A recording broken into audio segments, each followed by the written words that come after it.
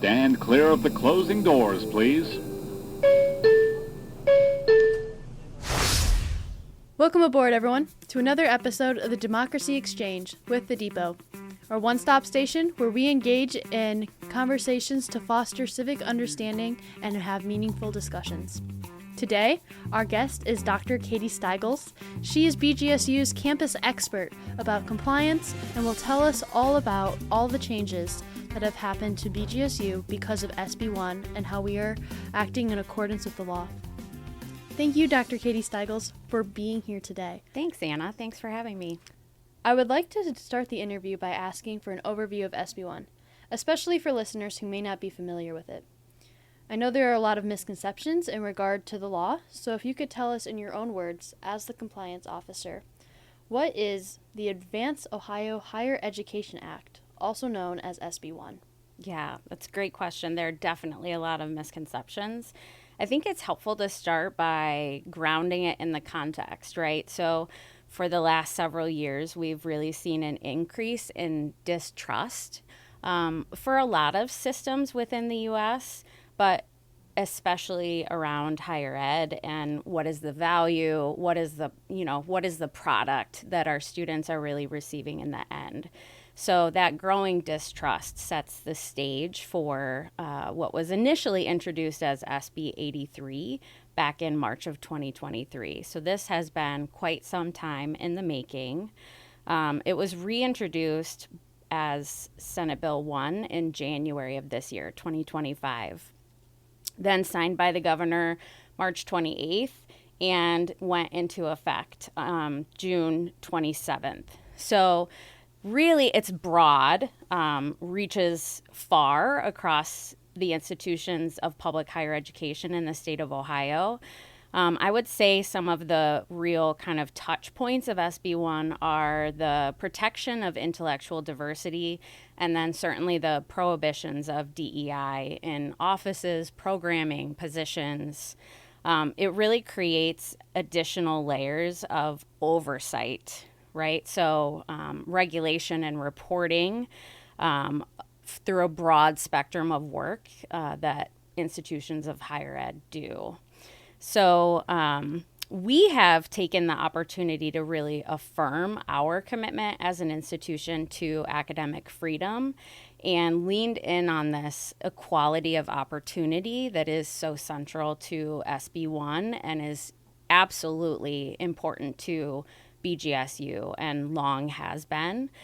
We were pretty well positioned for some of these changes because of our commitment to federal and state non-discrimination laws like Title IX, Title VI, Title VII, right? So that work was already happening, and it continues with the new Office of State and Federal Compliance and Non-Discrimination. So they've picked up some of this, and then certainly in my role as Chief State and Federal Compliance Officer, that's the point of what it is that we're doing here together. So again, we've always been a campus committed to the free exchange of ideas. And so really, as a public institution for the public good, I love that saying about BGSU. It's remembering that institutions of higher education, particularly public institutions of higher education in the United States, have an obligation to ensure that as many people as possible have access to higher education and the opportunities that higher education can create in people's lives. So we can still do all of that important work within the new context that SB1 has, offered to us through this law. So again, remembering it's important that we do that free exchange of ideas, but that doesn't mean that we just have free reign for harassment and discrimination, right? So that's part of the emphasis of this compliance work. So I have the opportunity in this role to work with really everyone across campus, because compliance is everyone's job, part of it at least. So I get to work with a lot of different people to make sure that we continue to treat everyone at BGSU as an individual and hold folks to equal standards, and then make sure that we're providing everyone with that equality of opportunity. Awesome. When SB1 was signed into law, BGSU did not announce any new university changes for compliance until a few weeks before the school year, even when other universities in Ohio were making changes to their diversity, equity, and inclusion offices in advance to the bill's passage.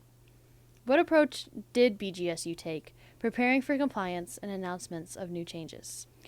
Yeah, so at BGSU, I think it was most important for us to avoid early compliance and over compliance. We certainly saw, and I'm not trying to throw shade at any other institutions in the state, but we certainly saw some people who made changes pretty early on after the introduction of the bill, and some of those changes may have wound up to be arguably perhaps not necessary under the bill as passed.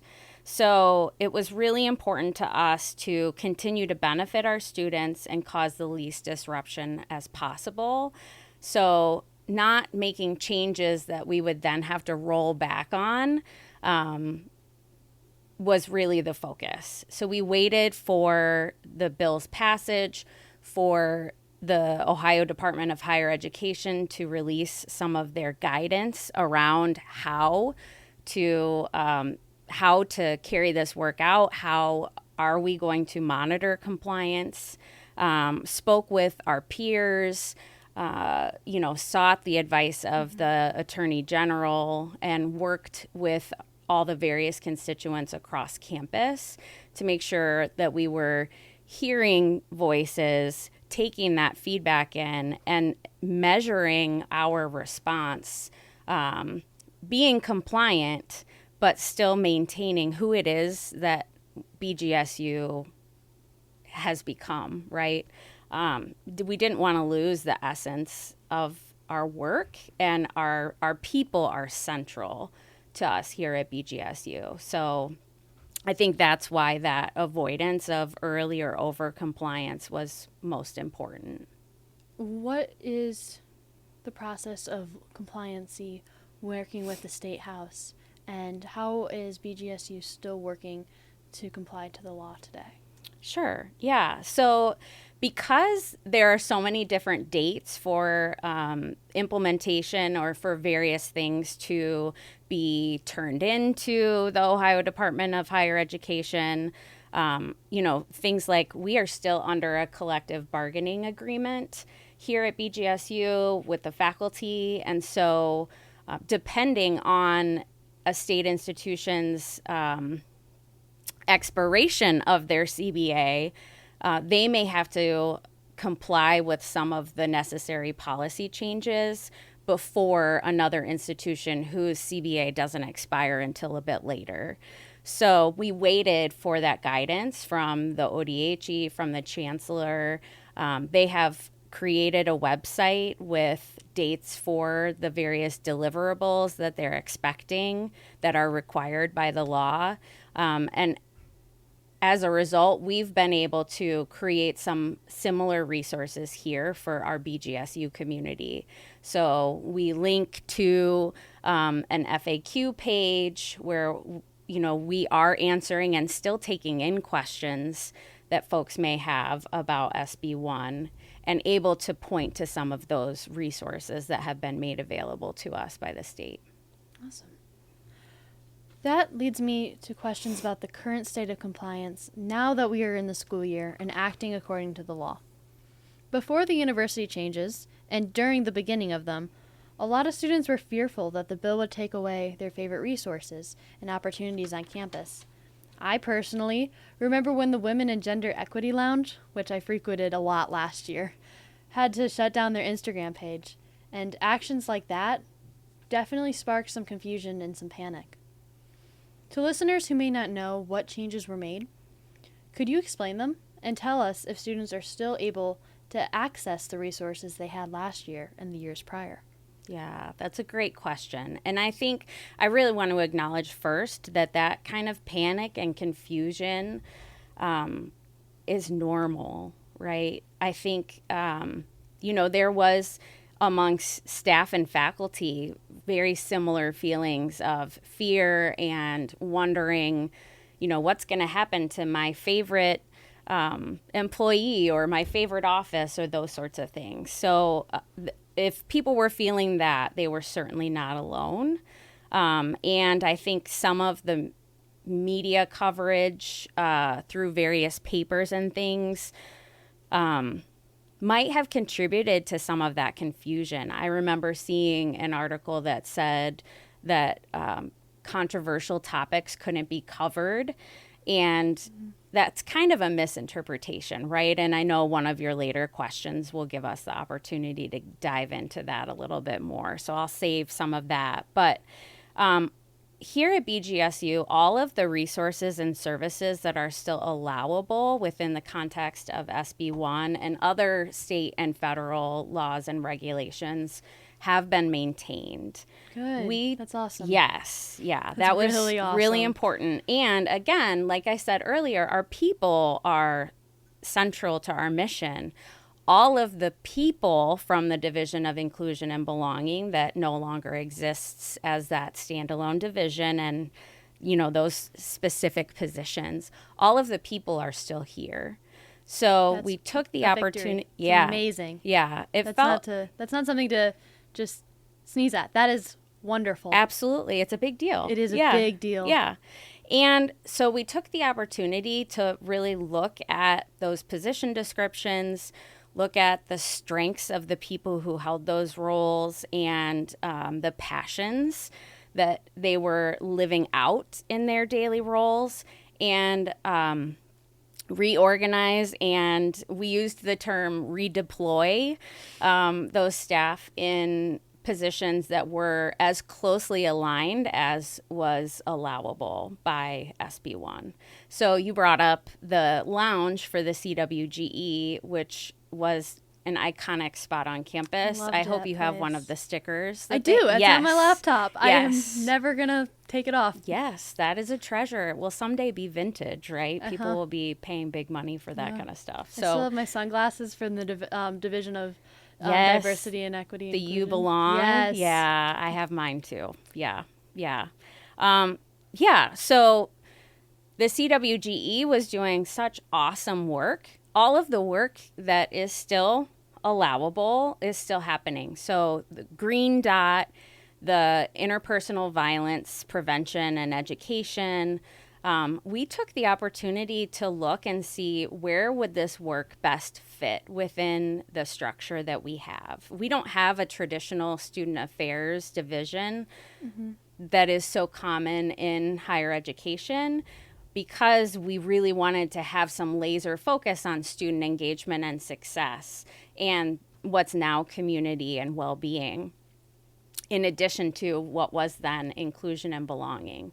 So Casey and Corey from the CWGE are now in the Office of the Dean of Students, and the focuses of that work that, again, are still legal, they are able to incorporate in their positions, and it allowed us to expand the work of the Office of the Dean of Students beyond the conduct and the care and support focuses that they previously had. They've added a third focus area around interpersonal relationships. That's great. So, similarly, we had an opportunity to really strengthen some of the student services that are offered here at BGSU, specifically calling out our Firelands Pathway program and then our Deciding Students program. And so staff members were, again, redeployed into those programs, and that gives us focus and resources that weren't previously there. We're able to really bolster those programs because of this reorganization. So I know some people are still wondering, like, where is, this person, or where is this service? And that's understandable. Because those people are all still here, folks could simply reach out to that person that they used to go to for those services, or they can always contact the Office of the Dean of Students, the Division of Community and Wellbeing, or the Division of Student Engagement and Success, and the staff within will be able to direct folks wherever it is that they're looking for that resource. I'm very glad to hear that. Yeah. That's amazing. Yeah, it's very heartwarming to think about how BGSU has, grappled with something that could have been really a much different impact on our campus. Yeah. Yes. As well as our favorite resources potentially going away as a fear, when that misconception in the news and all of these fears of what they're going to take away, it included controversial topics in the classrooms, like you mentioned earlier. And some students had the expectation that whole classes would be cut and they wouldn't be able to take classes that they need for their major in order to graduate. It was a legit fear I've heard as a student, just in and around my campus. And so when we came into the fall, not knowing a lot about the changes, many students have noticed that those controversial classes continued, even despite those rumors that they wouldn't be able to. So how does the university stay in compliance while controversial discussions are still open in many of our university classrooms? Yeah. So SB1 doesn't actually say that we can't teach about or discuss controversial topics. What it says is that the institution can't take a position on either endorsing or opposing controversial beliefs. So the academic freedom and the higher education and the expertise that comes along with the academic preparation that faculty go through, those things are maintained, right? So it's still crucial that people are able to learn about various topics that some might deem a controversial belief, right? And so I think one of the things that really confuses folks is, if somebody's teaching a women's gender and sexuality studies course, they can't avoid some of the things that have been deemed controversial topics, right? But they are acting in their role as faculty in a way that we trust them to do and have trusted them longer than SB1 has been around, right? They're acting from their academic expertise, and they are helping to teach BGSU students how to think and how to come to their own conclusions about various topics, including those controversial topics. They're not going to say, this controversial belief is what you must believe, right? Yes. So somebody should be getting a grade because of their ability to make an argument, supporting what it is that they are writing or discussing in that class. Not, this is what my faculty member believes about such and such topic, and so since I wrote similarly, I'm going to get an A. Right? Yes. It's really about that critical thinking. Yes. And that is what's most important. And as somebody in my 5th semester at BGSU, I can testify that those classes that have you really think some more about what's going on in this world, and being a peace and conflict studies minor, I have taken quite a few hard classes about different parts of this world that are less pleasant to learn about. Yeah. They are always the most rewarding courses. Yeah. And They're they stretch always your the most brain, rewarding. right? Yes. Have you thinking about things that maybe you haven't even pondered before. Yes. And then give you that opportunity to take that information and measure it against your prior experiences and what you're anticipating for your future, and what is it that Anna really believes about this, and how can you incorporate what you've learned into your daily life and into your future career. It's very much opened my mind up. Yeah. And I'm very glad students are still able to have that, and that this bill did not stop it, like many people feared. Yeah. Another fear students had was scholarships. There is a part of the law that impacts which scholarships can be distributed and why. And my question is, how has BGSU adjusted scholarships that serves the students they were meant to serve while still remaining compliant to the law? Yeah. So because of the Harvard SCOTUS decision, we were in a pretty good position for these requirements around scholarships already, because we had to take a look at every scholarship at that point and determine whether they were following that law, right? So we were already reviewing with the eye toward compliance, and this was additional steps within that. I think there's a couple things that it's important to call out. This talks about not awarding existing scholarships or starting new scholarships that are really focused on DEI or that might be identity specific for some of those protected classes that are called out specifically in SB1.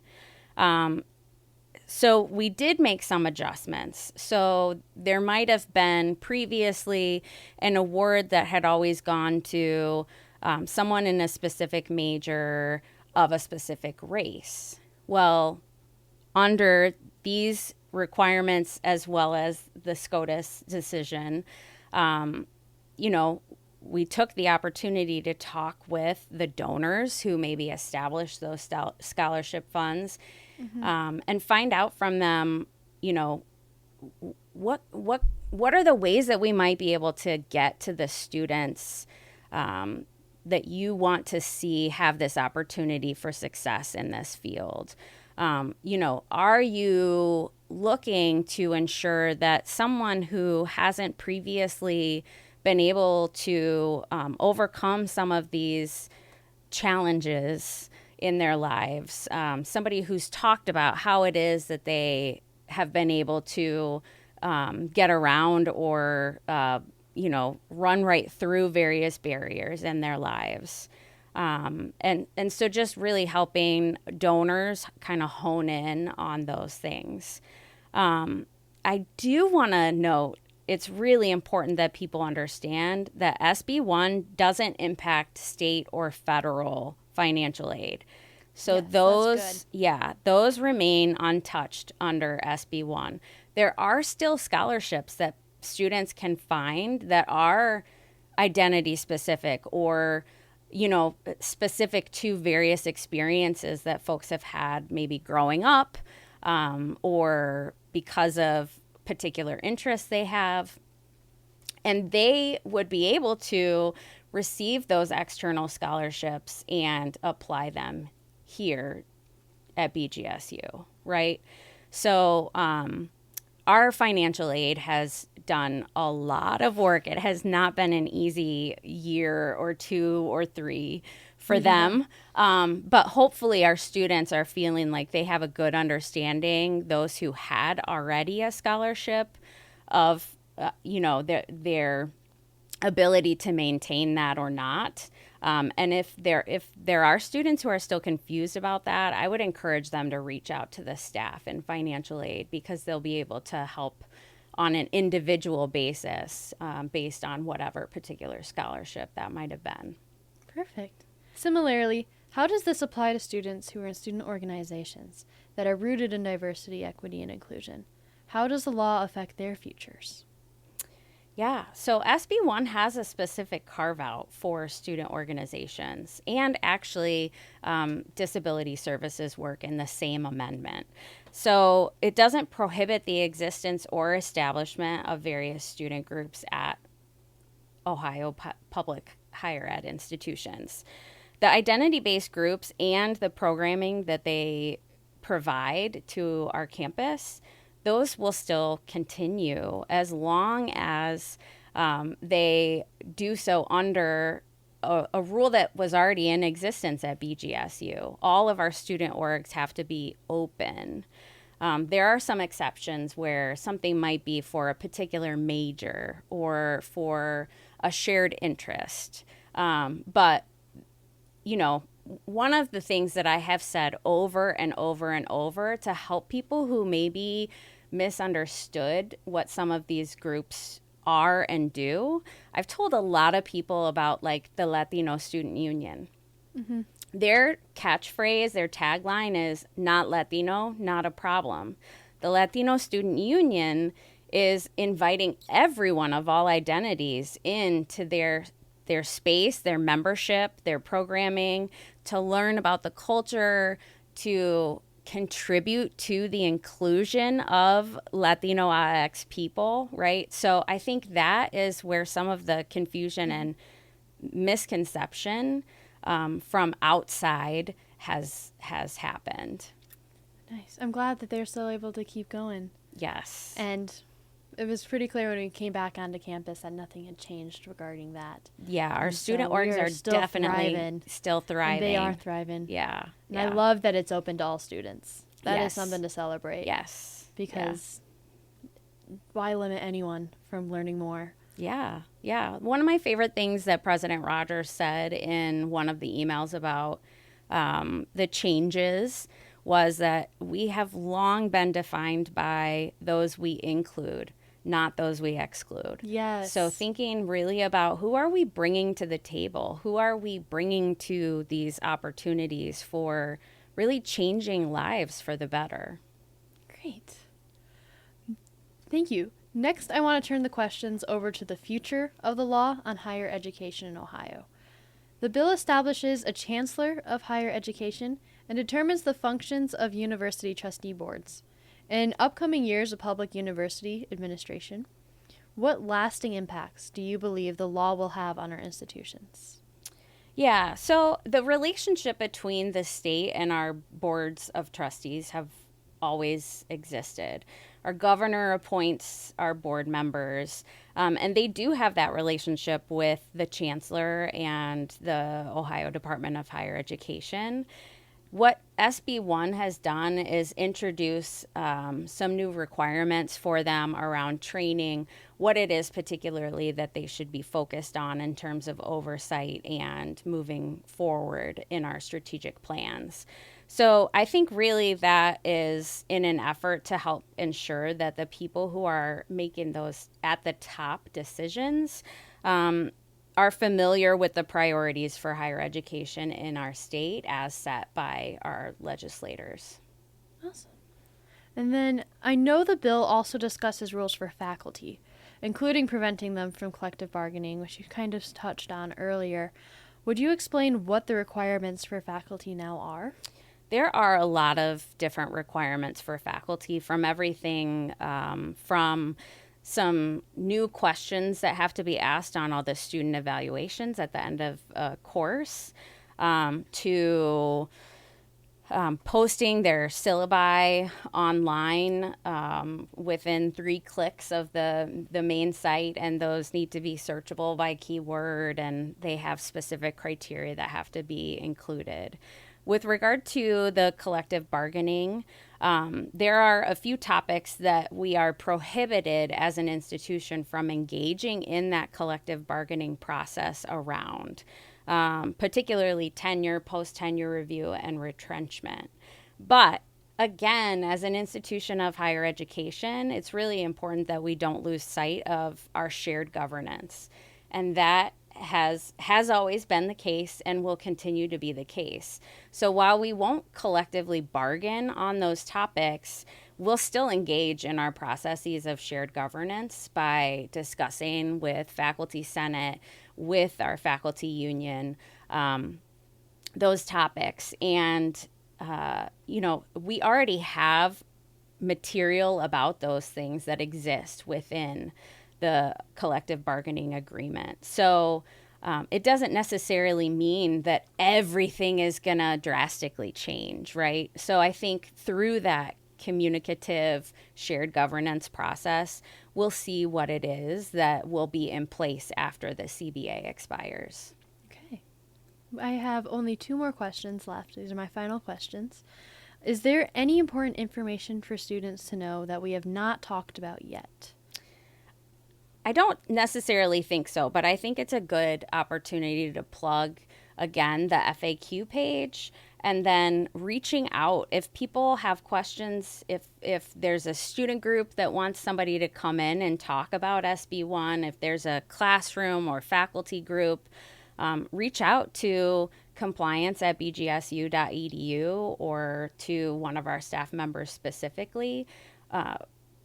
This is about education, so we have to be open to those questions, and maybe there are resources that need to be developed yet. And so having folks tell us, hey, we could use a little better understanding around this particular topic or area within the bill or other aspects of state and federal compliance too. So our ability to communicate about those questions is really important so that we can make sure everybody has the resources that they need to be successful here. That actually was my last question as well. Where should students reach out to if they have more questions? So will you please repeat the website page and the specific place and people? Yeah, absolutely. So people can go to the Office of State and Federal Compliance and Non-Discrimination page, or reach out by email to compliance@bgsu.edu. Or any of the staff individually, and we'll always make sure that questions get to the right spot. Perfect. Thank you so much for being on our show today. Thank you. It's a pleasure to talk about this, and it's very enlightening and very relieving to hear a lot of these answers. Yeah, good. That's what we hope. It's through that conversation and through being able to kind of peel back some of the layers of confusion and misconception that we can continue to move forward as the community that we are and always have been. Hey, thank you so much. Thank you. Well, that's all we have for today. We'd like to thank Dr. Katie Stygles for joining us and offering her insight. Thank you to the Depot social media and podcast team, Bryn Drabeck, Julia Amlin, and Thomas Williamson. And special thanks to Falcon Radio and Professor Robert Alexander, our founder. I've been your host and researcher, Anna McRay. Make sure to join us next time at the Democracy Exchange. Bye for now. Thank you to everybody for listening. To find the video version of this podcast, you can find us on our YouTube page at BGSU Depot. If you'd like to keep up with what we're doing, make sure to follow our Instagram, Twitter, and TikTok at BGSU_Depot. As a reminder to all of our listeners, November 4th is this year's election day. So please go out, get your vote in, and make a difference.